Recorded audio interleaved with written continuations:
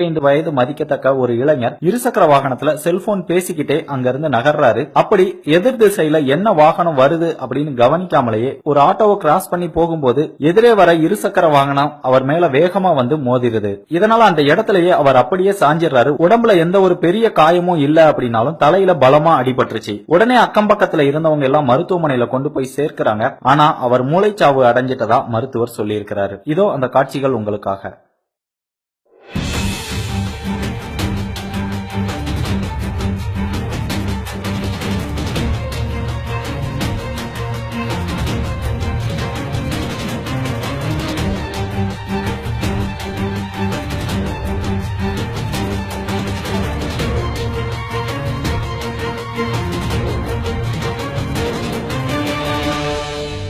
இந்த விபத்துக்கு காரணமான முக்கியமான 3 தவறுகள் அவர் செல்போன் பேசிக்கிட்டே வாகனத்தை ஓட்டுனது. ஒருவேளை அவர் ஹெல்மெட் போட்டிருந்தாரு அப்படின்னா அது மிகப்பெரிய அடியா இருந்திருக்காது. இப்போ நலமோட இருந்திருப்பாரு. எதிரே வர வாகனத்தை கவனிக்காமலே செல்போன் பேசிக்கிட்டே அந்த சாலையை கடக்க முயற்சி பண்ணது. இந்த 3 தவறுகள் தான் இந்த விபத்துக்கு மிக முக்கிய காரணம். இந்த வீடியோ பார்த்ததுக்கு அப்புறமா அது ரோட்ல போகும்போதே செல்போன் பேசுறவங்களா நீங்க கண்டிப்பா பேசாதீங்க. அப்படி பேசுனீங்க அப்படின்னா அது உங்களுக்கும் இத மாதிரியான ஒரு நிலைமையில கொண்டு போய் விட்டுரும். இது உங்களை மட்டும் பாதிக்கிறது இல்ல, உங்க மேல வந்து யாரு மோதுறாங்களோ அவங்களையும் பாதிக்குது. அவங்கள நம்பி ஒரு குடும்பம் இருக்கும், அந்த குடும்பத்தையும் பாதிக்கும். அப்படிங்கறத நினைச்சு உங்களுக்கு எவ்வளவு அவசரமான கால் வந்திருந்தாலும் ஒரு ஓரமா வாகனத்தை நிப்பாட்டிட்டு பேசுறது தான் சரியா இருக்கும். இனிமேலும் இது மாதிரியான விபத்துகள் நடக்கக்கூடாது என்பதற்கான ஒரு எச்சரிக்கை காணொலி தான் இது. இந்த காணொலியை எல்லார்கிட்டையும் ஷேர் பண்ணிக்கோங்க. இது மாதிரி யார் மொபைல்